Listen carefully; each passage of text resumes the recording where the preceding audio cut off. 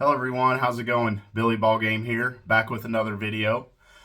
Today's video, like I said in my last one, I'm going to go over some of the highlights of the 1986 cards that I picked up in the basement collection, and also some of the 87 cards that I picked up in the basement collection as well. So again, this was a complete set of 86 tops, plus a bunch of rack packs of 86 tops and 87 tops. So with the 86 tops, that's really kind of the year my initial collection got lost when I was a kid. And to be honest with you, at the time, I didn't really like those cards. So in my collection, it appears as though I didn't really start buying them again until 87. But in 87, man, did I buy a whole lot of 87 tops cards.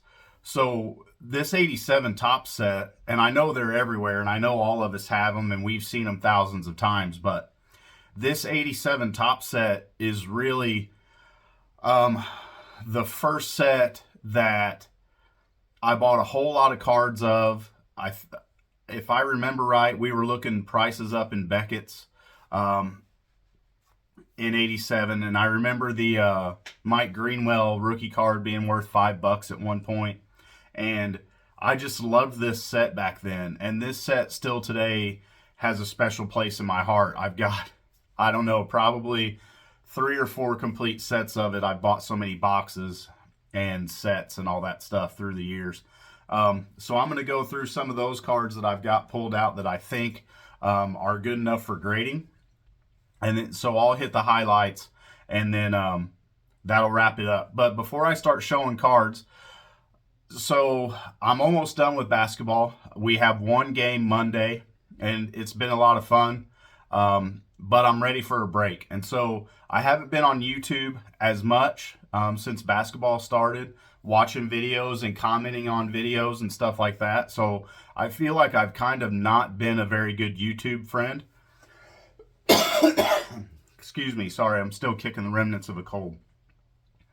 I feel like I haven't been a really good YouTube friend since basketball kicked off. So as soon as the season wraps up, I'm going to be on there more, watching all my favorite YouTubers and commenting on their videos and all that other stuff. So for those of you who I subscribe to your channels and watch your videos and comment, I apologize. I've kind of been absent here lately, but I'll be back on there soon. And for those of you who support my channel and watch my videos, again, I can't tell you how much I appreciate it and how much it means to me that there are people that would tune into my video every week just to hear me babble. And it means a lot to me, and again, thank you.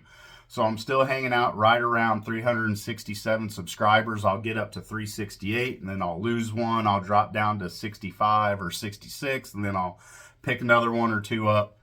But it's just part of the game. I'll continue to crank out videos at least once a week, and then maybe I'll pick that up now that basketball's over. But again, thanks for tuning in, and thank you for all your support. So with that said, I'm going to quit flapping my gums. I'm going to spin this around and get into the cards. All right, so I'll start with the 86 cards. And I have a few pulled aside to grade. I don't think any of these are going to grade as 10s.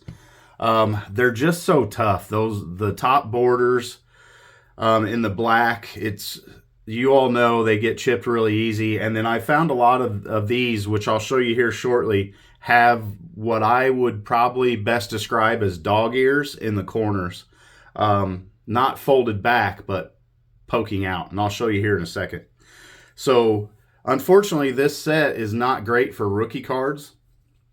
But one of them that would have been good back in the day would have been Lenny Dykstra.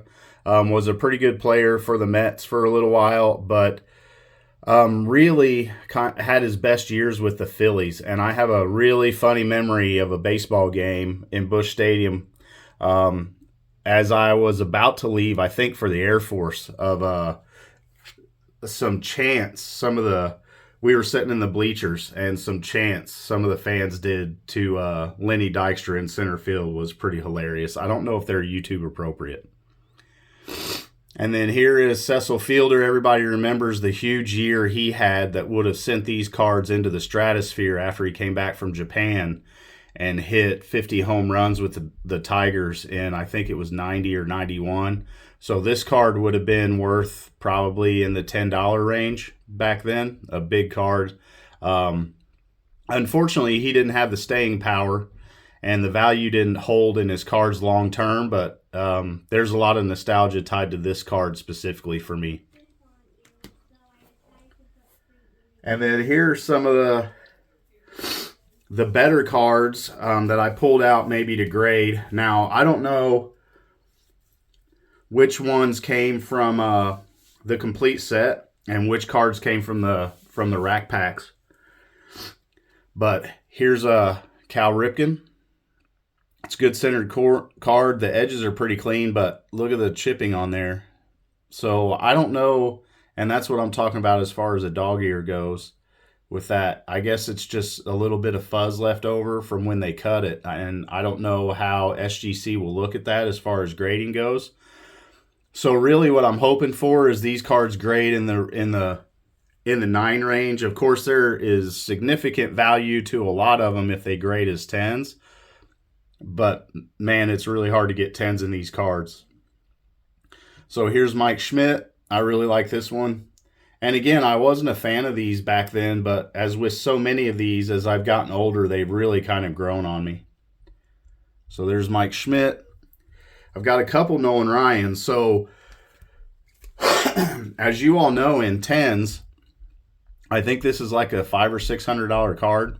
I don't think any of these are 10s, but I've got 3 of them that I'm going to send in for grading.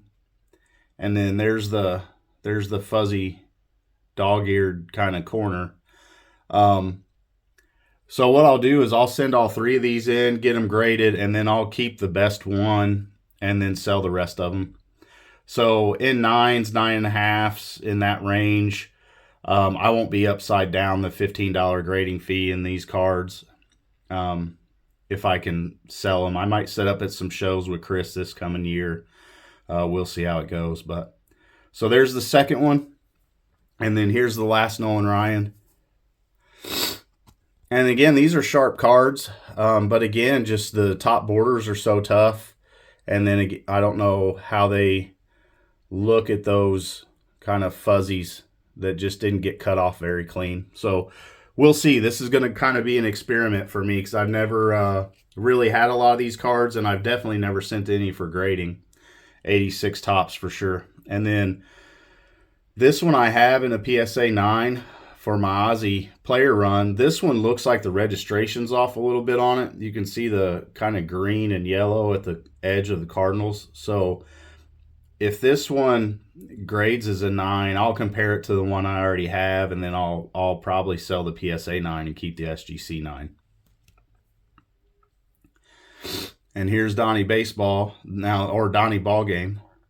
No, Donnie Baseball. I said that last time, Donnie Ball Game. Getting his nickname confused with my channel, but this is probably the cleanest one of the bunch here. But again, it's got a fuzzy corner up there. So I'll send it in to get graded, and we'll see how it goes. But again, I have about probably 200 cards pulled out from this basement collection that I want to get graded, on top of the probably 100 or so cards that I already had pulled out that I want to get graded. So it's going to take me a long time to get all these cards graded. And then I've got a couple Aussies pulled out to send in. I think some of these 87s really have a shot at a 10.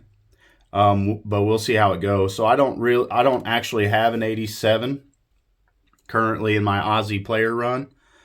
So at some point I'll send both of these off and get them graded, but these are well-centered, sharp cards. The borders and edges and stuff were clean. Very minimal chipping under magnification. So some of them I really think they have a shot at a 10.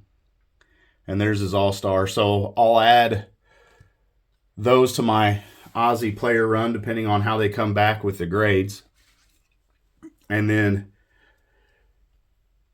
this Jose Canseco, of course, had huge value as far as this set goes back then, because Jose Canseco was about as big as it got in baseball in the late 80s, early 90s. Sorry, my sinuses are going nuts right now.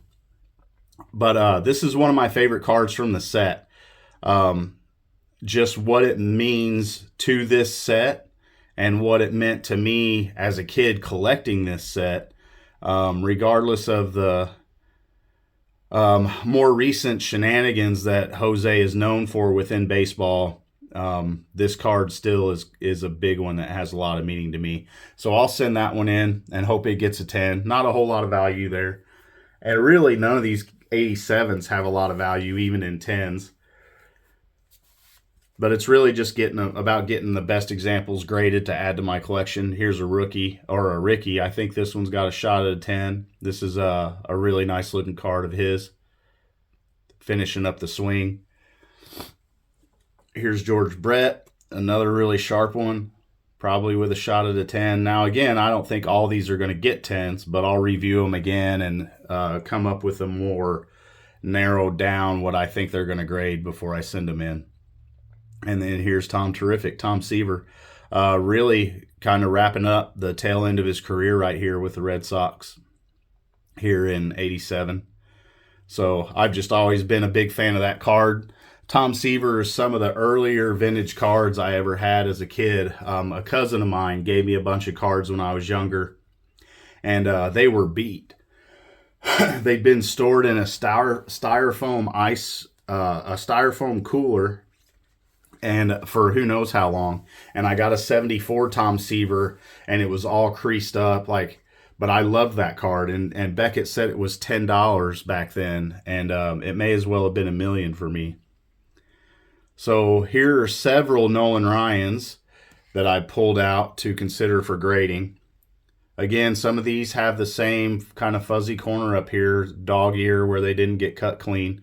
But other than that, they're pretty sharp. They're well centered. Registration's good.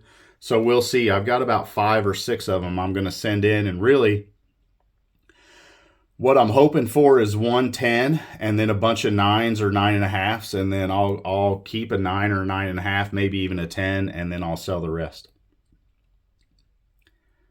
This one might be a little off top to bottom, but other than that, it's sharp.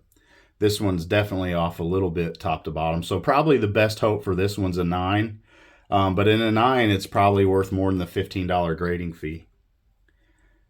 And then the last one. And then last but not least, I've got the Bo Jackson. Now, I've got several of these in my collection, probably close to 10, because I've opened up so many boxes. And this is the best one that I have seen that's come through my collection. So this one I'm going to send in to get graded, and I'm really hoping that it grades a 10. And if it doesn't, then I might just go and buy a 10 at some point, because I really want this card graded in my collection, just like I've talked about in some of my previous videos, like how good Bo Jackson was and the cultural icon he became. So this is a huge card for me. Just remember chasing these along with the Canseco and the McGuire and all the other rookie cards, blasting through packs of these when I was 11, 12 years old. So hopefully I'll send this one in soon, and I'm really hoping for a 10 on it. And I'll spin this around and wrap up the video. If you've stuck with me so far, I really appreciate it. Hang on just a second. All right, so I'm back to wrap it up. This is a little bit of a shorter video than I've had here recently, going through all these sets. It seems like all the videos have been between 18 and like 23 minutes. So this will be considerably shorter. Again, thank you everyone for your support. Thanks for checking out the channel. I was going to say something else, but I can't remember what I was going to talk about. Chris and I have an SGC submission out right now. I've already filmed the first part of it. So I'm hoping those will get grades one day this week. It's Saturday as I'm filming this video. So hopefully those will get graded and come back one day this week, and I'll do, I have already filmed the first part of the video, so once they come back, I'll do the reveal part and get that posted. So yeah, again, I haven't been on YouTube much here lately, but I'm hoping once my schedule frees up that I'll be starting to do some VRs and different stuff like that. And then one more thing, I'm also about to come up on a year on my channel. So January 30th is my 1 year anniversary since Chris bullied me into starting YouTube. So I'm trying to figure out what I'm going to do for that. I've got a couple ideas that I'm rolling around in my head. But let me know if you think it, or what you think. If you've watched this video till the end, let me know what you'd like to see from me for my 1 year anniversary. I'm thinking about either doing like the top 25 cards in my collection, which I don't have any super awesome crazy cards or anything. When I switched kind of full-time collecting from hockey back to baseball in like 2018 or 19, I think at that point in time I had 4 graded cards, somewhere in that ballpark. And now I track 167 in my collection, and then I have some other ones that I don't track that are graded with the 60 set. So that's one thing I'm thinking about doing. Another one is I'm thinking about just showing the cards that I've picked up this year since I started my channel. But it wasn't a great year for buying cards for me because I stopped buying cards pretty much in March or April as we were getting ready to buy this house. And then we moved in May. And then I bought the basement collection, and then I bought that collection from Dan. And so that tied up a lot of my money. So I haven't really, this is the first month really since the summer, other than the show in Westport, where I've had money to really buy cards. So it hasn't been a great card buying year for me. So I'm kind of torn on what I should do for my 1 year anniversary. So if you have any ideas, please let me know. So I rattled on long enough. That's it. I'll go ahead and wrap up this video. Again, thank you everyone for your support. Thanks for stopping by and checking out the channel. Hope everybody's having a good one. And until the next time, I'll talk to you later.